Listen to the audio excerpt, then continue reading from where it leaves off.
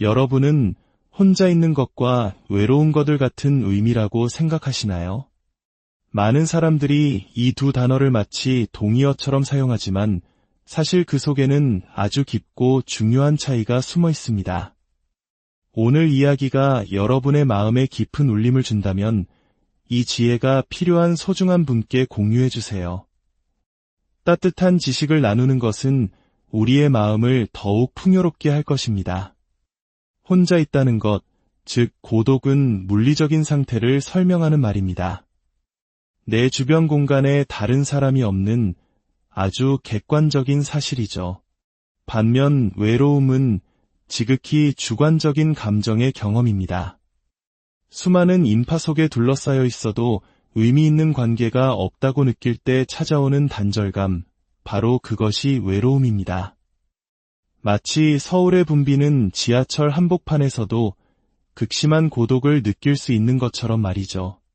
시끄러운 소음과 대화, 분주한 움직임 속에서도 우리는 철저히 혼자인 것 같은 외로움에 휩싸일 수 있습니다. 반대로 몇 시간이고 방 안에 홀로 앉아 있으면서도 완벽한 만족감과 평화, 심지어 재충전되는 에너지를 느낄 수도 있습니다. 이 미묘하지만 결정적인 차이를 이해하는 것은 매우 중요합니다. 왜냐하면 우리의 뇌와 몸은 우리가 혼자 있는 시간을 어떻게 해석하느냐에 따라 전혀 다르게 반응하기 때문입니다. 진화적인 관점에서 볼 때 외로움은 본래 생존을 위한 경고 신호였습니다. 수만 년 동안 우리 인류의 조상들은 무리를 지어 생활했습니다. 공동체에서 분리된다는 것은 곧 죽음의 위협에 노출된다는 의미였습니다. 함께 사냥할 손이 부족해지고 포식자를 감시할 눈이 줄어들며 위험으로부터 나를 지켜줄 동료가 사라지는 것이죠. 이러한 환경 속에서 우리의 신경계는 고립을 잠재적인 생존 위협으로 인식하도록 학습했습니다. 그래서 혼자가 되면 심장 박동이 빨라지고 경계심이 높아지며 코르티솔과 같은 스트레스 호르몬이 분비되는 등 일련의 스트레스 반응이 자동으로 일어납니다. 야생에서는 무리의 안전한 품으로 돌아가도록 등을 떠미는 아주 유용한 생존 본능이었습니다. 하지만 현대사회에서 이 오래된 생존 회로는 종종 엉뚱한 곳에서 작동합니다. 우리는 아파트 안에서 완벽하게 안전하지만 만약 우리의 마음이 혼자 있는 상태를 버려졌다거나 나는 불필요한 존재다라고 인식하는 순간 우리의 몸은 원시시대의 조상들처럼 똑같은 스트레스 화학 반응을 일으킵니다. 진정한 변화는 우리가 혼자 있는 시간의 의미를 재해석하는 법을 배울 때 시작됩니다. 우리의 뇌는 연상작용을 통해 세상을 이해합니다. 만약 당신이 혼자 있을 때마다 거절당했던 기억, 단절감, 과거의 상처에만 집중한다면 당신의 뇌는 고독과 부정적인 감정 사이의 신경 연결을 더욱 강화시킵니다. 시간이 지나면 아주 짧은 순간의 고독조차 자동적으로 불안감을 불러일으키게 되죠. 하지만 그 반대 또한 사실입니다. 만약 당신이 의도적으로 혼자 있는 시간을 의미 있는 활동, 예를 들어 새로운 기술을 익히거나 깊은 평화를 주는 취미에 몰두하는 시간으로 채운다면 당신은 신경계의 고독이 안전, 창의성, 성장과 연결된다는 새로운 공식을 가르칠 수 있습니다. 이것은 막연한 자기개발 구호가 아닙니다. 바로 우리 뇌의 놀라운 능력, 신경가소성이 실제로 작동하는 방식입니다. 여기에는 인지적인 차원도 존재합니다. 외로움의 핵심은 결국 인식의 문제입니다. 똑같은 양의 사회적 교류를 하고도 두 사람은 전혀 다른 감정을 느낄 수 있습니다. 한 사람은 몇 시간 동안 누구와도 연락하지 않는 것을 평화로운 휴식으로 여기는 반면 다른 사람은 그것을 버림받은 고통으로 경험할 수 있습니다. 이 차이는 그 시간의 의미에 대해 스스로에게 어떤 이야기를 들려주는가에 따라 결정됩니다. 바로 이런 이유 때문에 연인 관계에 있으면서도 깊은 외로움을 느끼는 사람이 있는 것입니다. 물리적인 거리가 가깝다고 해서 마음의 연결까지 보장되는 것은 아니기 때문입니다. 외로움은 당신의 삶에 얼마나 많은 사람이 있느냐의 문제가 아니라 그들과 그리고 당신 자신과 얼마나 깊은 정서적 공명을 나누고 있느냐의 문제입니다. 이 차이를 이해하면 우리는 단순히 주변의 사람을 늘리는 것만으로는 외로움이 해결되지 않는다는 사실을 깨닫고 자유로워질 수 있습니다. 고독과 고통 사이의 근본적인 연결고리를 바꾸지 않는다면 아무리 화려하고 사교적인 삶을 살아도 내면의 공허함은 채워지지 않을 것입니다. 파티가 끝나거나 친구들이 바쁠 때 우리는 어김없이 텅 빈 감정과 마주하게 될 테니까요.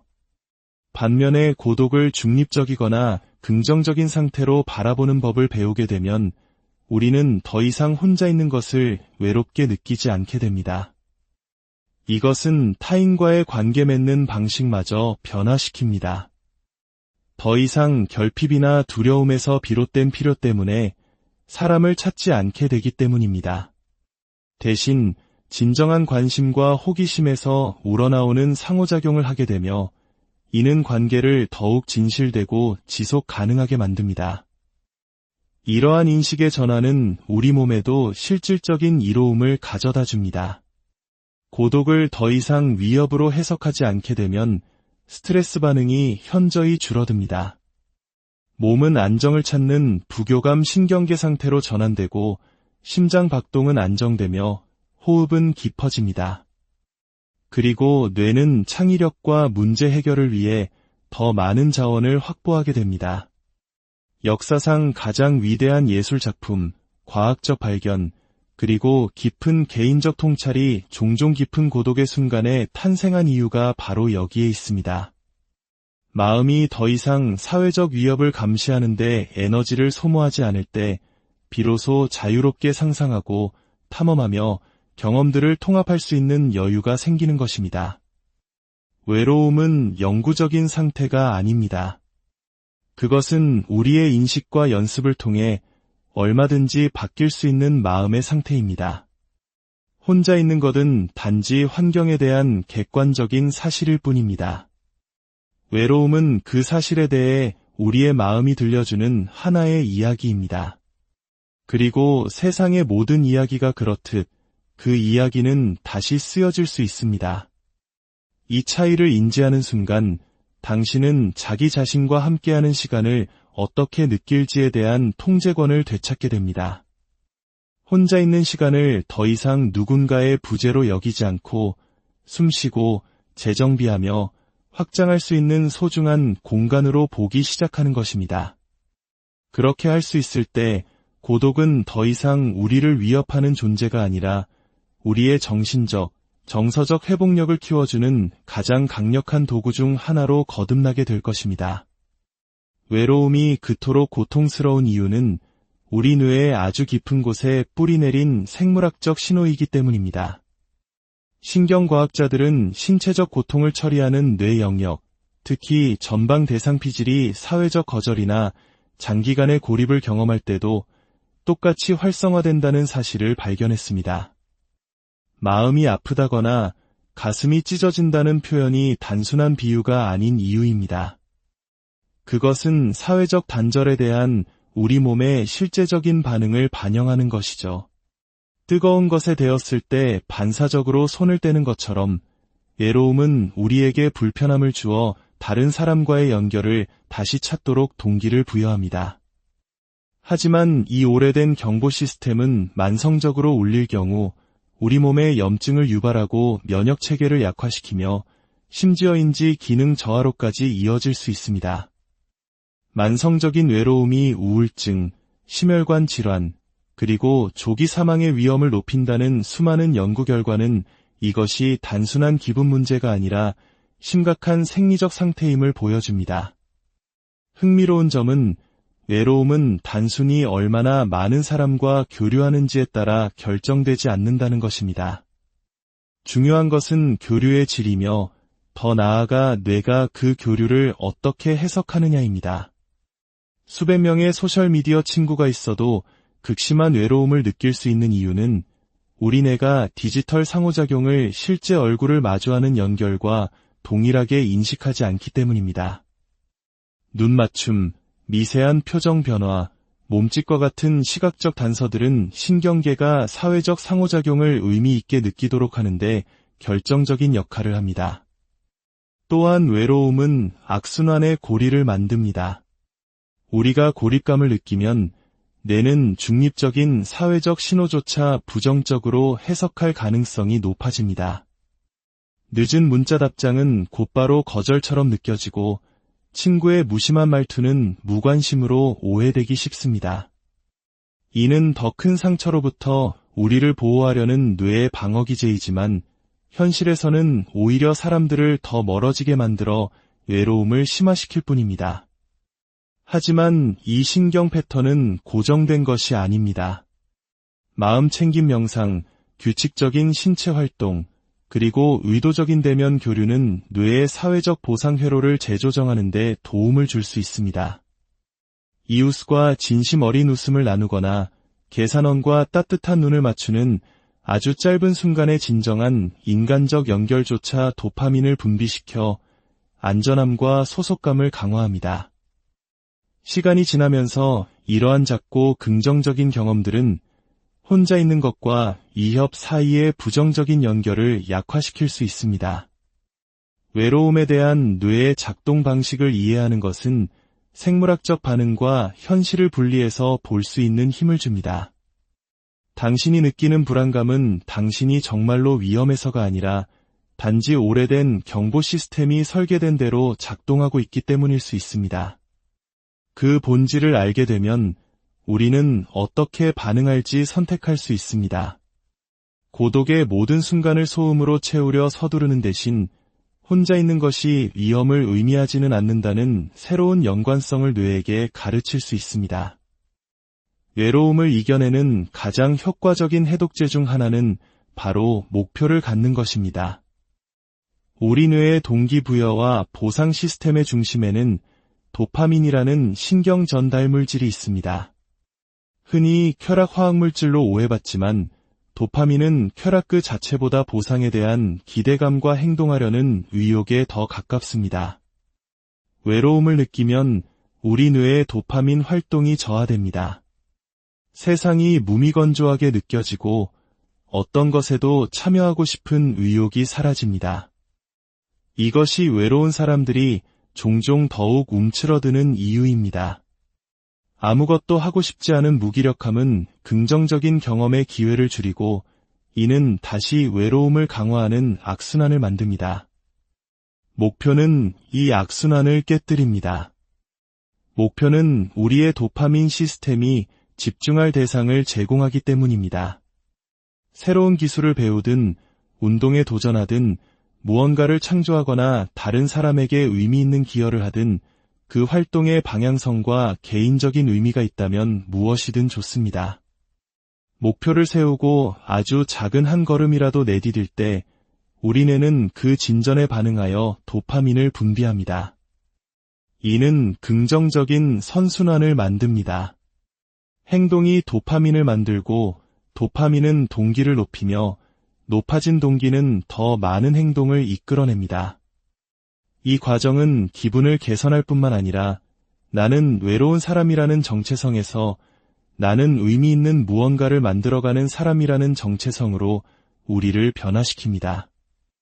여기서 중요한 것은 인스턴트 식품처럼 즉각적인 쾌락을 주는 활동, 예를 들어 소셜미디어를 끊임없이 스크롤하거나 자극적인 음식을 먹는 것은 장기적인 해결책이 될 수 없다는 점입니다.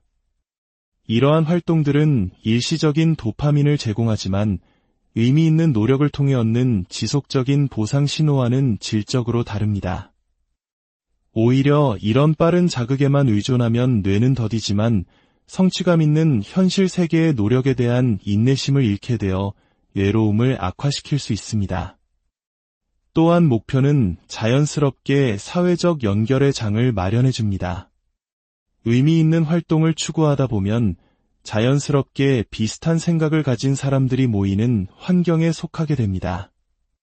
운동 동호회든 봉사단체든 창작 커뮤니티든 공동의 목표를 가진 환경은 단순한 사교 모임보다 훨씬 깊고 진실한 관계를 형성하는 경향이 있습니다. 더 이상 침묵을 채우기 위해 사람을 찾는 것이 아니라 공유된 가치와 노력을 통해 연결되는 것입니다. 궁극적으로 목표는 당신의 마음이 고독을 다르게 해석하도록 돕는 틀을 제공합니다. 혼자 있는 시간을 텅 빈 공허함으로 보는 대신 방해 없이 집중하고 창조하며 앞으로 나아갈 수 있는 귀한 공간으로 여기게 됩니다. 이런 상태에서 혼자 있는 것은 더 이상 잘못된 것의 징후가 아니라 가치 있는 무언가를 만들기 위한 필수적인 과정처럼 느껴집니다. 외로움에 대한 가장 간과되는 해결책 중 하나는 진정으로 자기 자신과 함께하는 시간을 즐기는 법을 배우는 것입니다. 많은 사람들이 타인과 함께하는 것에 익숙해져 있다가 갑자기 혼자 남겨지면 어색함과 불편함을 느낍니다. 이 불편함은 주변에 사람이 없기 때문이 아니라 자기 자신과 깊고 의식적인 관계를 쌓아오지 않았기 때문인 경우가 많습니다. 내면에 단단한 기반이 없다면 고독은 기회가 아닌 텅 빈 심연처럼 느껴질 것입니다. 자기 자신과의 관계는 다른 사람과의 관계와 마찬가지로 관심과 이해, 정직함과 보살핌을 필요로 합니다. 이를 소홀히 하면 우리는 스스로에게 낯선 사람이 되어버리고 낯선 존재는 우리에게 편안함을 주지 못합니다. 이 관계를 쌓는 첫걸음은 비판이 아닌 건설적인 방식으로 자신과 대화하는 법을 배우는 것입니다. 만약 당신 자신의 마음이 당신을 끊임없이 비난하고 압박하는 적대적인 환경이라면 그 마음과 단둘이 있는 시간은 언제나 불쾌할 것입니다. 의도적으로 다정하고 균형 잡힌 내면의 대화를 연습함으로써 우리는 내면 세계의 분위기를 바꿀 수 있습니다. 정직한 성찰 또한 필수적입니다. 일기를 쓰거나 명상을 하거나 혹은 아무런 방해 없이 조용히 산책하는 시간은 우리 마음의 생각을 정리하고 경험을 소화하며 교훈을 통합할 공간을 만들어줍니다. 이러한 습관들은 고독을 공허함이 아닌 생산적이고 명료한 시간으로 느끼게 합니다. 스스로에게 도전하는 것 역시 중요합니다. 어려운 목표를 세우고 혼자 힘으로 그것을 향해 나아갈 때 우리는 스스로를 신뢰하는 법을 배웁니다. 이 자기 신뢰는 자립심의 뼈대가 되며 자립심은 혼자 있는 것을 위협에서 안식처로 변화시킵니다. 이러한 내면의 관계가 깊어지면 당신은 타인과 상호작용하는 방식에도 변화가 생기는 것을 느낄 것입니다. 자기 자신과 편안한 사람은 절박함이나 의존성 때문에 다른 사람에게 다가가지 않습니다. 그들은 불편함에서 벗어나기 위해 타인을 필요로 하는 것이 아니라 진심으로 원하기 때문에 관계를 맺습니다. 궁극적으로 자기 자신과의 관계를 쌓는 것은 혼자 있는 경험 전체를 바꾸어 놓습니다. 고독을 재충전하고 성찰하며 나 자신을 다듬는 지지적인 공간으로 만듭니다. 다른 사람이 없으면 나는 불완전하다는 두려움을 없애고 나 자신과의 연결이 다른 모든 연결의 기초가 된다는 깊은 이해로 대체합니다. 그 기초가 튼튼할 때 당신은 진정으로 혼자가 아닙니다. 당신 안에 가장 든든한 동반자를 품고 있기 때문입니다. 모든 사회적 상호작용이 똑같은 가치를 지니는 것은 아닙니다. 외로움의 치료법은 가능한 한 많은 사람에게 둘러싸이는 것이라고 쉽게 가정하지만 내는 연결을 숫자로 측정하지 않습니다. 깊이와 질로 측정합니다. 이것이 바로 수백 명의 온라인 친구를 가진 사람이 깊은 외로움을 느끼는 반면 단 두세 명의 가까운 친구를 가진 사람이 깊은 충족감을 느끼는 이유입니다. 전략적인 사회적 연결이란 당신의 에너지를 얕고 일방적인 상호작용에 흩뿌리는 대신 당신에게 영양분을 주는 관계를 의도적으로 선택하는 것을 의미합니다. 이를 위해서는 자신의 감정적 필요를 인식하고 때로는 경계를 설정할 용기가 필요합니다. 당신을 지치게 하거나 당신의 감정을 무시하는 사람들과 계속해서 어울린다면 뇌는 사교 활동을 계속 불만족스러운 것으로 해석할 것입니다. 의미 있는 관계는 뇌의 사회적 보상 회로를 활성화하고 결속 호르몬이라 불리는 옥시토신을 분비하게 합니다. 옥시토신은 스트레스를 낮추고 안정감을 증진시키며 신뢰와 관련된 신경 경로를 강화합니다. 이것이 바로 짧지만 진솔한 대화 한 번이 잘 알지도 못하는 사람들과 시끄러운 파티에서 몇 시간을 보내는 것보다 훨씬 더 큰 연결감을 주는 이유입니다. 관계를 맺는 속도를 조절하는 것 또한 중요합니다. 한 번에 너무 많은 새로운 사람들을 만나려 애쓰기보다 소수의 사람들에게 집중하고 그 유대를 꾸준히 가꾸어 나갈 때 뇌는 안정적인 소속감을 느끼게 됩니다. 마지막으로 고독을 개인적 변화를 위한 강력한 조건으로 활용하는 법을 배워야 합니다. 수동적으로 당신에게 일어나는 사건이 아니라 당신이 적극적으로 선택하고 만들어가는 시간으로 여기는 것입니다. 고독은 다른 사람의 기대와 판단으로부터 자유로워지는 시간이며 뇌의 기본 모드 네트워크가 활성화되는 시간입니다. 이 네트워크는 자기 성찰, 기억 처리, 상상력에 관여하며 방해받지 않을 때 가장 활발하게 작동합니다. 창의적인 해결책이 문득 떠오르고 흩어져 있던 아이디어들이 하나로 연결되는 순간은 바로 이때 찾아옵니다. 또한 고독은 딥워크, 즉 높은 수준의 결과물을 만들어내는 고도의 집중을 연습할 절호의 기회입니다. 혼자 있는 시간을 의도적으로 의미 있는 활동으로 채울 때 공허함은 창조의 공간으로 바뀝니다. 고독을 견디는 것을 넘어 그 안에서 성장할 수 있다는 것을 스스로에게 증명할 때 우리는 외부의 인정으로부터 독립하게 됩니다. 우리의 기분과 가치감이 전적으로 주변 사람에게 달려있지 않다는 것을 배우는 것입니다. 이러한 내면의 안정감은 우리가 세상을 항해하는 방식을 바꿉니다. 고독을 더 이상 탈출해야 할 대상이 아니라 적극적으로 찾아야 할 도구로 대할 때 그것은 당신의 목표를 다듬고 기술을 연마하며 앞으로의 도전을 위해 마음을 재정비하는 소중한 공간이 됩니다. 진정한 개인의 변화는 끊임없는 상호작용의 소음 속이 아니라 당신이 누구인지를 스스로 만들어갈 시간과 공간을 가진 고요함 속에서 시작됩니다. 여러분의 고독이 충만한 성장의 시간으로 채워지기